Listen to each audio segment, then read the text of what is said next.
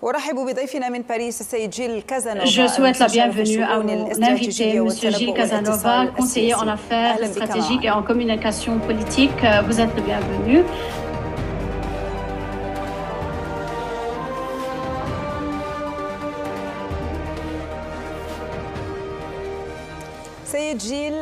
Monsieur Gilles, est-ce que peut-on dire que la Troïka européenne, à votre opinion, est-elle sérieuse et capable de réactiver le mécanisme de snapback ou s'agit-il d'une tactique de pression sur Téhéran de 30 jours? La Troïka européenne ne parle pas essentiellement à Téhéran. Elle sait que Téhéran a déjà répondu non par avance dans les derniers jours. En revanche, elle s'adresse à deux personnes.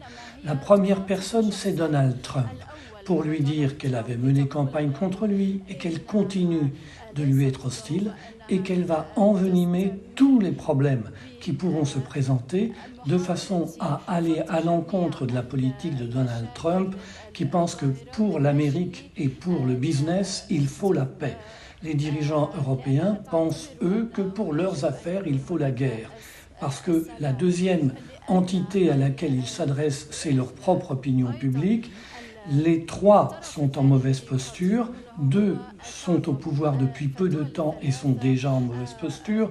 Emmanuel Macron est au pouvoir depuis longtemps et est en très mauvaise posture. Et il faut donc tenir à leur opinion publique le langage de la guerre. Ils ont en tête Margaret Thatcher, qui était au plus bas dans les sondages au moment où est survenue la guerre des Falkland Baldwins et qui a d'un coup eu un redressement extraordinaire. Ils rêvent de la même chose.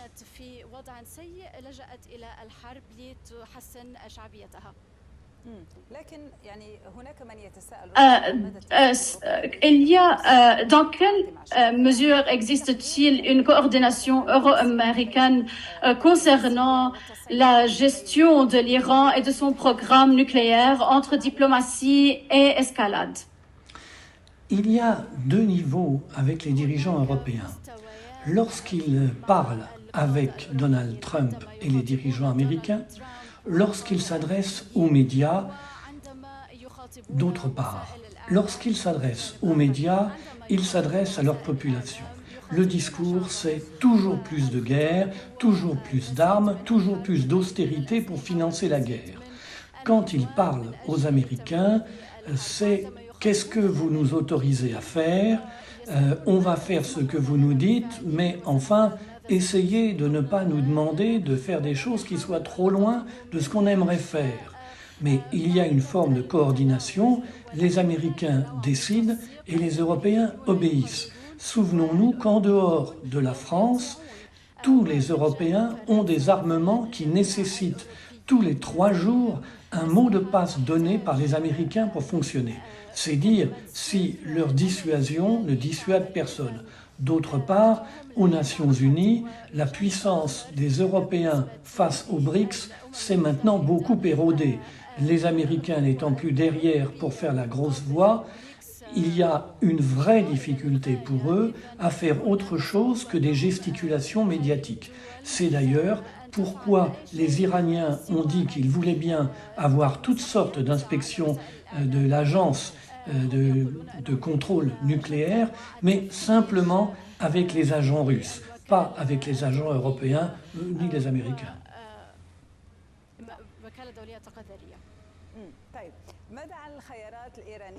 Qu'en est-il des options iraniennes, d'autant plus que Téhéran propose diverses réponses, dont le retrait de traités importants et stratégiques, comme le retrait de TNP. Est-ce que l'Iran peut aujourd'hui faire cela? Est-ce que l'Iran essaye d'avoir un outil de pression aussi? L'ordre du monde est en train de basculer et l'Iran essaye d'en tirer profit. L'Iran était il y a quelques années complètement isolée, elle subissait des sanctions et elle n'avait pas beaucoup de choix. Mais ces dirigeants considèrent qu'ils sont la Perse, une nation immense par son histoire et une nation importante par sa réalité. Et donc, dès que se présente une opportunité, ils la saisissent. Ils voient bien qu'avec le conflit en Ukraine, avec le renforcement des BRICS, avec l'arrivée de Donald Trump, la situation n'est plus l'Occident décide et tout le monde applique. La situation, elle est maintenant beaucoup plus fluide.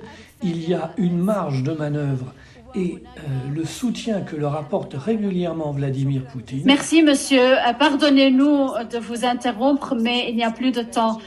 Merci, monsieur Gilles Casanova, conseiller en affaires stratégiques et en communication politique. Merci d'avoir venu avec nous. Merci, monsieur.